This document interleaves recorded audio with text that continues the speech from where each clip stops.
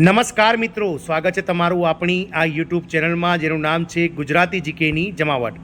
તો ગત 29 ડિસેમ્બર 2024 રવિવારના રોજ જીએસઆરટીસી કંડક્ટર સંવર્ગની લેખિત પરીક્ષા ગુજરાતના અગ્રીમ શહેરો ખાતે જે છે તે નિગમ દ્વારા યોજવામાં આવી હતી.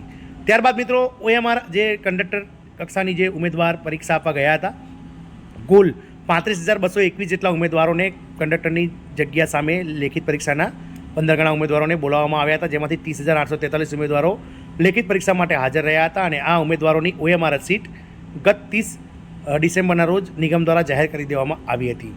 મિત્રો ગઈકાલે પ્રોવિઝનલ આન્સર કી જે છે તે પણ જાહેર કરી દેવામાં આવી છે અને આ પ્રોવિઝનલ આન્સર કીના વાંધા જે છે તે આવતા 7 દિવસમાં નિગમ દ્વારા મંગાવવામાં આવ્યા છે. મિત્રો તો આજના વિડીયોમાં વિગતવાર જાણીએ કે પ્રોવિઝનલ આન્સર કી પ્રમાણે તમારે કેટલા માર્ક્સ થાય છે, તે કઈ રીતે ગણવા. સાથે જ મિત્રો વાંધા અરજી કોઈ પ્રશ્ન નહીં હોય તો કઈ રીતે કરવી, નમૂનો શું હોય છે, અને સાથે એ પણ જાણીએ કે જો તમે કંડક્ટર સંવર્ગની લેખિત પરીક્ષા આપી હોય અને પ્રોવિઝનલ આન્સર કી આવી ગઈ છે તો તે પ્રમાણે તમારે મેરિટ કેટલું થાય છે. જો આટલું મેરિટ તમારું થતું હશે વિવિધ કેટેગરી વાઇઝ તો તમે ડોક્યુમેન્ટ વેરિફિકેશન માટે એલિજિબલ થશો. તો જાણીએ વિડીયોમાં વિગતવાર કે કેટલા મેરિટ ધરાવતા ઉમેદવારોનો સમાવેશ ડોક્યુમેન્ટ વેરિફિકેશન લિસ્ટમાં થશે, ડોક્યુમેન્ટ વેરિફિકેશન માટે કેટલા ઉમેદવારોને બોલાવવામાં આવશે. તમામ માહિતી સાથે આજના વિડીયોમાં ઉપલબ્ધ છે, તો વિડીયોના અંત સુધી તમે બનાવી રહો. અને જો ચેનલમાં નવા હો તો અમારી ચેનલને તમે લાઇક, શેર, સબસ્ક્રાઇબ કરવાનું ભૂલશો નહીં. બાજુમાં રહેલું બેલ આઇકોન દબાવીને ઓલ નોટિફિકેશન ઓન કરો, જેથી કરીને ચેનલ પર મૂકવામાં આવતા વિવિધ ભરતીઓના નોટિફિકેશન, વિવિધ ભરતીઓના પરિણામ, જીકેના વિડીયોઝ અને સરકારી કર્મચારી પેન્શનર્સ યોજનાઓને લગતા પરિપત્રો તમને સરળતાથી ચેનલના માધ્યમથી ઉપલબ્ધ થઈ જાય. તો મિત્રો ગઈકાલે કંડક્ટર સંવર્ગની જે લેખિત પરીક્ષા હતી તેની પ્રોવિઝનલ આન્સર કી પ્રસિદ્ધ કરવામાં આવી છે.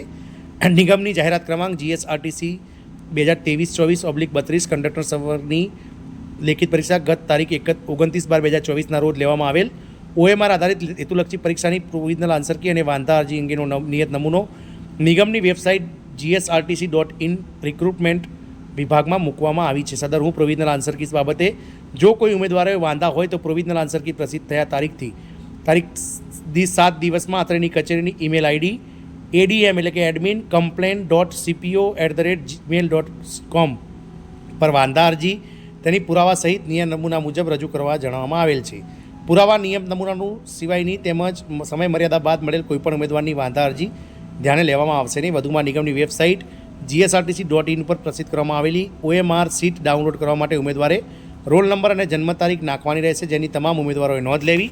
તારીખ 7/8/2023થી લઈ અને 6/9/2023 સુધી આપવામાં આવેલ જાહેરાત તથા વખતની સૂચનાઓ મુજબ પાત્રતા ધરાવતા ઉમેદવારોની OMR સીટ અપલોડ કરવામાં આવેલ છે, જેની દરેક ઉમેદવારોએ નોંધ લેવી. અને આ જે જાહેરાત છે, પ્રેસ નોટ છે, તે ગઈકાલે એટલે કે 1 જાન્યુઆરી 2025ના રોજ મુખ્ય મહેકમ અધિકારી GSRTC મહેકમ અધિકારી રાણીપ ખાતેથી પ્રસિદ્ધ કરવામાં આવી છે. તો મિત્રો આપ સૌને જણાવીએ કે પ્રોવિઝનલ આન્સર કી 1/1/2025ના રોજ જે છે તે આવી ગઈ છે અને 7 દિવસમાં એટલે કે આગામી 8/1/2025 સાંજે 5 વાગ્યા સુધીમાં આપે કોઈ વાંધા અરજી હોય, કોઈ પ્રશ્ન સામે જો આન્સર કી પ્રમાણે જવાબ જો તેના પુરાવા તમારી જોડે હોય અને આન્સર કીમાં ખોટો જવાબ જાહેર કરવામાં આવ્યો હોય તો તમે મિત્રો આ વાંધા અરજી જે છે તે મિત્રો 8/1/2025 સાંજે 5 વાગ્યા સુધીમાં જે ઈમેલ આઈડી આપી છે, જેમાં adm.complaint.cpo@gmail.com પર નિયત નમૂનાનું જે વાંધા અરજીનું ફોર્મેટ છે તેમાં અરજી કરી શકો છો. જાણીએ કે કઈ રીતે અરજી કરવાની છે. તો અરજી કરવા માટે મિત્રો તમારે ગુજરાત સ્ટેટ રોડ ટ્રાન્સપોર્ટ કોર્પોરેશનની જે વાંધા અરજીનો નમૂનો છે તેના પર તમારે જે છે તે મિત્રો ફોકસ કરવાનું છે. જેમાં પહેલું કોલમ છે તેમાં કેન્ડિડેટનો સીટ નંબર એટલે કે તમે જે પરીક્ષા આપી હોય તો તમારો રોલ નંબર, જે સીટ નંબર હોય તે લખવાનો રહેશે. સાથે જ મિત્રો બીજો નંબર છે સિરિયલ નંબર, પોસ્ટનું નામ છે ત્રીજું કંડક્ટર, તમારે કયા પ્રશ્નમાં પેપર સેટ કયો છે તો 4 પેપર સેટ હતા મિત્રો ABCD, જે પ્રોવિઝનલ આન્સર કી 4/4ની જાહેર થઈ ગઈ છે. તો કઈ આન્સર કી તમે તમારા હતો પેપર સેટ તે કી લખવાનો છે. સામે પ્રશ્ન નંબર લખવાનો છે કે ધારો કે કોઈ વિદ્યાર્થીને B નંબરની સિરીઝ હોય અને તેમાં 5મા નંબરના પ્રશ્નમાં તમે પ્રશ્ન હોય તો તમારે ક્વેશ્ચન નંબરમાં જે 5 નંબરનું કોલમ છે તેમાં 5 નંબર લખવાનો છે. 6ઠા નંબરની કોલમમાં મિત્રો તમારે ક્વેશ્ચન નંબર લખવાનો છે. સાથે ઓપ્શન જે છે તે લખવાનો છે કે ઓપ્શન શું છે, તો ઓપ્શન ABCD જે બી હોય તમારે લખવાનો છે. કી અપલોડ ઓન વેબસાઇટ એટલે તમારે વેબસાઇટ પર જે પ્રોવિઝનલ કી જે આવી છે તેમાં શું ઓપ્શન છે તે તમે શું સજેસ્ટ કરો છો મિત્રો કી તે તમારે લખવાની છે. એટલે કે તમે શું સાચો જવાબ તમે કરો છો સજેસ્ટ તેનો કી નંબર ABCD લખવાનો છે. અને સાથે રિમાર્ક્સમાં તમારે લખવાનું છે કેન્ડિડેટ કે રેફરન્સ જે તમે સજેસ્ટ કરો છો તે શું છે. રિમાર્ક્સના કોલમ નંબર 10માં જણાવેલ વિગતો અંગે ઉમેદવારો દ્વારા અવશ્ય આધાર પુરાવા રજૂ કરવાના રહેશે. એટલે કે ધારો કે કોઈ ઉમેદવારને મિત્રો એક પ્રશ્નનો જવાબ જે છે તે ગુજરાત પરિચય બુકમાં મળી જાય છે અને પ્રોવિઝનલ આન્સર કીમાં ગુજરાત પરિચય બુકના અનુસંધાનમાં તે જવાબ ખોટો જાહેર કરેલો હોય તો ઉમેદવારે આ જે ઉપર જણાવેલું જે આપણે જણાવેલ જે વાંધા અરજીનું ફોર્મેટ છે તેમાં જણાવી અને રેફરન્સ નંબરમાં ગુજરાત પરિચયની બુક નંબરનું પેજ નંબર નાખવાનું રહેશે મિત્રો. તો હવે પ્રોવિઝનલ આન્સર કી આવી ગઈ છે. ABCD ચારે ચાર જે પ્રશ્નપત્રો હતા એમની અને સાથે જ મિત્રો OMR શીટ પણ ડાઉનલોડ થઈ ગઈ છે. લગભગ પ્રોવિઝનલ આન્સર કીના જે પ્રશ્નો છે તે જ મિત્રો ફાઇનલ આન્સર કીમાં રિપીટ થશે. કદાચ 1 થી 2 પ્રશ્નો જે છે તે મિત્રો પ્લસ માઇનસ થઈ શકે તેવું હાલના સંજોગોમાં દેખાઈ રહ્યું છે. પરંતુ મને એવું લાગી રહ્યું છે કે નિગમ દ્વારા GTU દ્વારા આ વખતે જે પેપર લેવામાં આવ્યું છે અને પ્રોવિઝનલ આન્સર કી જે બહાર પાડવામાં આવી છે તેમાં લગભગ કોઈ મિત્રો ફેરફાર નહીં થાય અને 100 પ્રશ્નો માન્ય ગણવામાં આવશે અને તમામ પ્રશ્નોના જે છે તે મિત્રો ફાઇનલ આન્સર કીમાં જે પ્રોવિઝનલ આન્સર કી છે તેને રિપીટ કરી દેવામાં આવશે.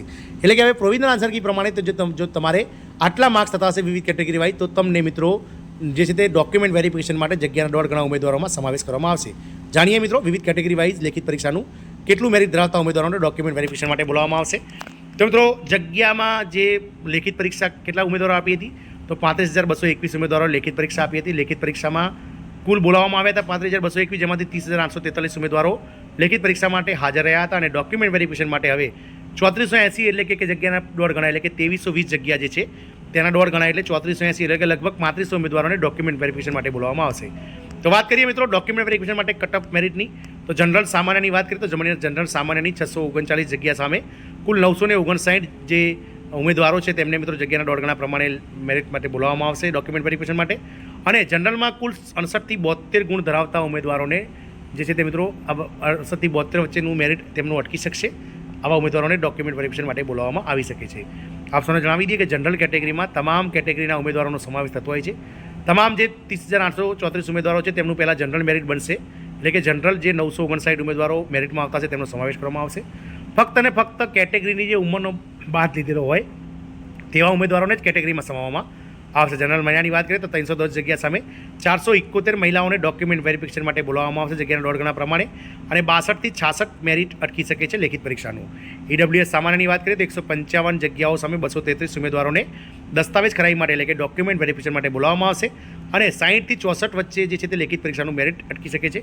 EWS મહિલાઓમાં જે છે તે ફોર્મ ઓછા ભરાયા હતા અને મેરિટ પણ ધોરણ 12નું નીચું અટકું હતું એટલે કે 76 જે જગ્યા સામે કુલ 114 મહિલા ઉમેદવારોને ડોક્યુમેન્ટ વેરિફિકેશન માટે બોલાવવામાં આવશે અને તેમનું મેરિટ જે છે તે 50 થી 55 વચ્ચે અટકી શકે છે. OBC સામાન્યની વાત કરીએ તો મિત્રો 420 જગ્યા ભરતીમાં જે છે દર્શાવવામાં આવી છે જગ્યાના 1.5 ગણા પ્રમાણે 630 ઉમેદવારોને ડોક્યુમેન્ટ વેરિફિકેશન માટે બોલાવવામાં આવશે અને 65 થી 69 વચ્ચે મેરિટ રહેશે લેખિત પરીક્ષાનું. OBC મહિલાની વાત કરીએ તો 206 જગ્યા સામે 309 મહિલાઓને ડોક્યુમેન્ટ વેરિફિકેશન માટે બોલાવવામાં આવશે અને 61 થી 65 વચ્ચે મેરિટ રહી શકે છે લેખિત પરીક્ષાનું સંભવિત. SC જે છે શેડ્યુલ કાસ્ટ એટલે કે અનુસૂચિત જનજાતિની સામાન્ય 109 જગ્યા સામે જગ્યાના 1.5 ગણા પ્રમાણે જે છે તે મિત્રો 164 ઉમેદવારોને ડોક્યુમેન્ટ વેરિફિકેશન માટે બોલાવશે અને લેખિત પરીક્ષાનું સંભવિત મેરિટ 65 થી 69 વચ્ચે રહી શકે છે. SC મહિલાની વાત કરીએ તો 53 જગ્યા સામે 80 મહિલા ઉમેદવારોને ડોક્યુમેન્ટ વેરિફિકેશન માટે જગ્યાના 1.5 ગણા પ્રમાણે બોલાવવામાં આવશે. મેરિટ 59 થી 63 વચ્ચે અટકી શકે છે. ST સામાન્ય એટલે કે અનુસૂચિત જનજાતિ સામાન્યની 234 જગ્યા સામે 351 ઉમેદવારોને ડોક્યુમેન્ટ વેરિફિકેશન માટે બોલાવવામાં આવશે. 58 થી 62 વચ્ચે ST કેટેગરીના સામાન્યનું મેરિટ રહી શકે છે લેખિતનું. અનુસૂચિત જનજાતિ એટલે કે શેડ્યુલ ટ્રાઇબ ST મહિલાનું 114 જગ્યા સામે 171 મહિલા ઉમેદવારોને ડોક્યુમેન્ટ વેરિફિકેશન માટે જગ્યાના 1.5 ગણા પ્રમાણે બોલાવવામાં આવશે જેમાં 54 થી 58 વચ્ચે લેખિત પરીક્ષાનું મેરિટ અટકી શકે છે. એક્સ આર્મી મેનની 232 જગ્યા સામે કુલ 348 એક્સ આર્મી મેનને જે છે તે ડોક્યુમેન્ટ વેરિફિકેશન માટે બોલાવવામાં આવી શકે છે અને 30 થી 35 વચ્ચે મેરિટ રહેશે.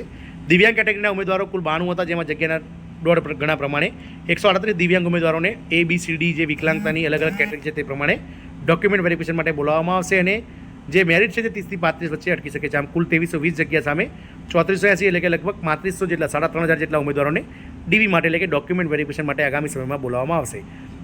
ડોક્યુમેન્ટ વેરિફિકેશન સંભવિત મિત્રો જે છે તે માર્ચ મહિનામાં આવી શકે છે કારણ કે ફેબ્રુઆરીના અંત સુધીમાં આ રિઝલ્ટ છે તે GTU દ્વારા જાહેર કરી દેવામાં આવશે. હવે આપણે જણાવી દઈએ કે ઘણા ખરા ઉમેદવારો આપણી કોમેન્ટ બોક્સમાં કોમેન્ટ કરતા હોય છે કે ભાઈ 40 ગુણ કરતાં વધારે હોય તે જ પાસ ગણાશે તો આ મેરિટ એક્સ આર્મી મેન દિવ્યાંગનું નીચે કેમ રહી શકે. તો મિત્રો એવી કોઈ પણ સૂચના તમે જે છે તે કંડક્ટરની નોટિફિકેશન વાંચશો તેમાં કોઈ પણ જાતનું જણાવેલ નથી આવ્યું.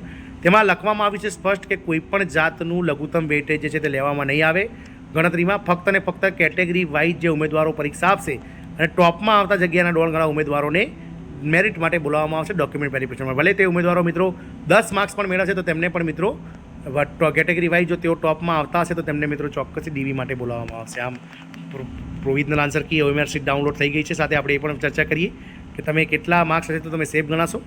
આશા રાખીશું કે મિત્રો કંડક્ટરની પરીક્ષાના જે રિઝલ્ટ છે તે ઝડપથી આવે અને સાથે જ મિત્રો સરકાર આ ભરતી ઝડપથી પૂરી કરે તેવી આશા છે. જય હિન્દ. અસ્તુ.